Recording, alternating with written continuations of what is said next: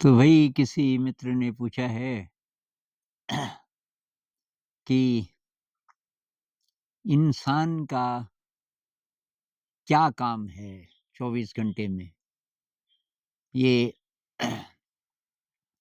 जो पूरा दिन और रात मिला के ये 24 घंटे का टाइम जो होता है, तो इंसान का क्या कर्तव्य है? उसको क्या करना चाहिए? तो पहले तो सवाल थोड़ा अजीब-सा लग सकता है। बहुत लोग बोलेंगे कि भई क्या करना चाहिए? जो हम करते हैं वही करना चाहिए और हो सकता है ये कहें कि थोड़ा अच्छी तरीके से करना चाहिए। भई सुबह उठो, नहाओ-धोओ, नाश्ता करो, बच्चों को तैयार करो, बच्चों को स्कूल भेजो, ऑफ़िस जाओ, ऑफ़िस में रहो 8 घंटे, उसके बाद घर आओ, थोड़ा टीवी देखो, खाना खाओ, सो जाओ और उसके बाद सुबह फिर उठो, फिर वही। तो यही तो है, अलग-अलग काम हैं लोगों के, तो जो भी काम है, तो वही है उसका काम, वही उसका कर्तव्य है। लेकिन मेरे ख़्याल से जिस दोस्त ने पूछा है, उनका कुछ गहरा मतलब है इसका। क्या हम इसीलिए इस दुनिया में आए कि अपने शरीर की देखभाल पे सारा समय लगा दें और लिप्त रहें बाहर-बाहर की चीज़ों में और अपनी याद ही भी ना आए कि मैं कौन हूँ, मैं कहाँ से आया, मैं किस लिए आया?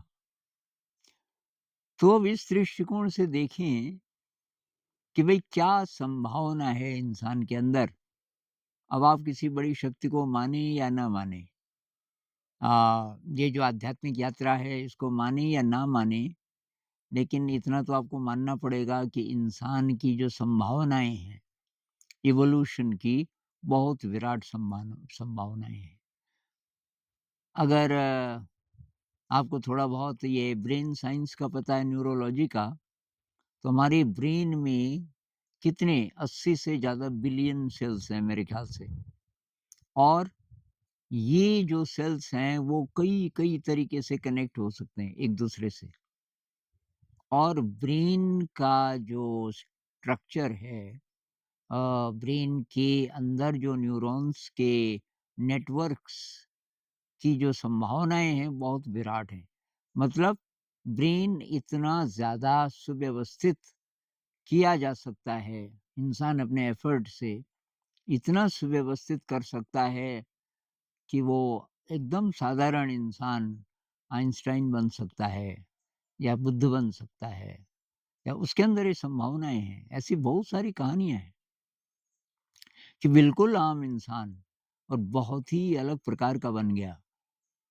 तो अब ज़्यादातर लोगों की ज़िंदगी में कोई विपत्ति आती है, कोई कष्ट आता है, कोई हादसा हो जाता है और तब वो इस रास्ते पे चलता है। किसी को कोई गुरु मिल जाता है, कोई असंतुष्ट होता है जीवन से, मतलब सब कुछ है, फिर भी वो डिससैटिस्फाइड है, जैसे कुछ मिस कर रहा है और ये किसी न किसी कारण से फिर वो इवोल्यूशन के रास्ते पे चलता है।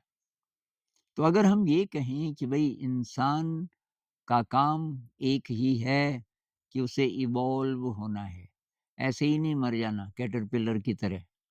मैं कैटरपिलर का उदाहरण देता हूँ क्योंकि इससे बात समझ आती है। कैटरपिलर वो कीड़ा होता है ना ऐसे-ऐसे करके चलता है। उसके बाद वो ककून बनाता है, ये एक ऐसे अपने ही शरीर से धागा जैसे निकाल के और एक आवरण बना देता है, एक खोल बना देता है और लटक जाता है कहीं और उसके अंदर उसकी ग्रोथ होती है, 5-7 दिन उसके अंदर रहता है, उसका शरीर बदल जाता है, उसके पंख निकल आते हैं और पंख वो फड़फड़ाने लगता है धीरे-धीरे, धीरे-धीरे। फिर पंख जब पूरे मज़बूत हो जाते हैं, तो पंखों की टक्कर से वो ककून टूट जाता है और फिर तितली बाहर निकलती है। तो ये जो एनालॉजी है, बहुत कुछ बोलती है। ये है हमारी असली यात्रा कि हमें अ, आकाश में उड़ना है। अब कौन से आकाश में? तो ये जो संसार है हमारा, बाहर का और इसमें जो काम है, रोटी, कपड़ा, मकान इत्यादि, इत्यादि, ये है कैटरपिलर की ज़िंदगी। कैटरपिलर को खाना चाहिए, खूब खाता है कि जब कैटरपिलर होता है और हरी पत्ती वगैरह, वगैरह, वगैरह, वगैरह। और बहुत सारे इंसान कैटरपिलर ही रह के मर जाते हैं। तितली नहीं बन पाते, ना उनको शायद पता चलता कि मैं भी तितली बन सकता था। अब वो बिलियनेयर हो, वो चाहे बहुत बड़े पद पे हो, किसी देश का सबसे बड़ा इंसान हो, लेकिन अगर कैटरपिलर ही है, क्या फ़ायदा उसके जीने का? तो 24 घंटे में हमारा क्या काम है? भई हर समय याद रहे मैं क्यों आया इस दुनिया में।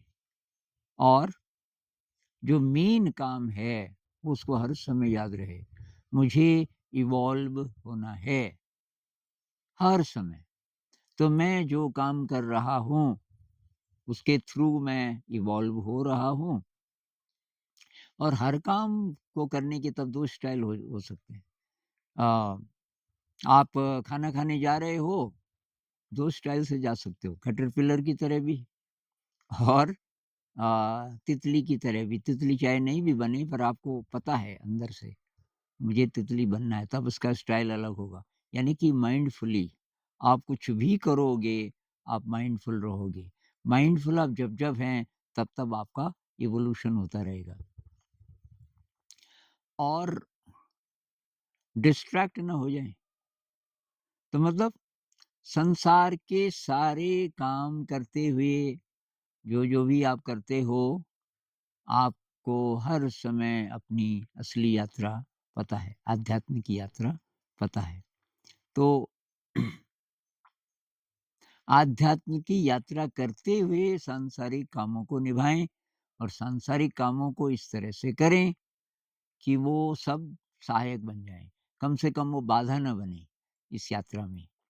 तो मुख्य तो यही है। और अब ऐसा इंसान जब सोएगा भी तो एक संकल्प के सोएगा कि मुझे नींद में भी अगर पता चल जाए, नींद में मैं सपनों में ही न भटकता रहूँ, मुझे पता चल जाए ये सपना है और मुझे वहाँ भी याद आ जाए, मुझे तो इवॉल्व होना है। तो जिसको लूसिड ड्रीम बोलते हैं, ये होने लग जाए, तो आप वहाँ भी ध्यान कर सकते हो। आप उड़ते हुए भी ध्यान कर सकते हो, लूसिड ड्रीम में। अब वो रोज़-रोज़ नहीं होगा, पर कभी-कभी भी हो तो चलेगा। अब ऐसे अगर सब लोग जीने लग जाएँ, तो ये धरती तो स्वर्ग बन जाए। सबका उद्देश्य अगर इवोल्यूशन हो, तो तब सब चीज़ें बदल जाएँगी, इंडस्ट्री बदल जाएगी, हमारे जीने के ढंग बदल जाएँगे, हमारे रिश्ते, देशों के रिश्ते बदल जाएँगे, धर्म का मीनिंग कुछ और हो जाएगा। सचमुच धर्म का मतलब हो जाएगा धार्मिकता, यानी कि प्रेम को फैलाने का एक ज़रिया, तब ये होगा। आप किसी भी धर्म को मानते हो, हर एक धर्म यही कहता है, प्रेम को फैलाओ, भाईचारा फैलाओ, दूसरों की मदद करो, तब हम वही करेंगे। और कोई मनमुटाव नहीं होगा, देशों की सीमाओं पे युद्ध नहीं होंगे, बल्कि मेले लगेंगे। इस देश के भी, उस देश के भी बीच-बीच में मेले लग रहे हैं। जैसे कि 2 अच्छे पड़ोसी होते हैं ना, उसका फ्लैट उधर है, आपका इधर है। आपने खिड़की खोली कि और शर्मा जी क्या हाल है? ठीक-ठाक। उधर से मिसेस शर्मा कहती हैं इधर आपकी पत्नी को कहती हैं मैंने ना वो नई सब्ज़ी बनाई है, अभी लाती हूँ थोड़ी-सी। ये कैसा रिश्ता है 2 पड़ोसियों का? ऐसे ही 2 देशों का हो सकता है। ऐसे ही अलग-अलग धर्मों से जुड़े हुए लोगों का हो सकता है।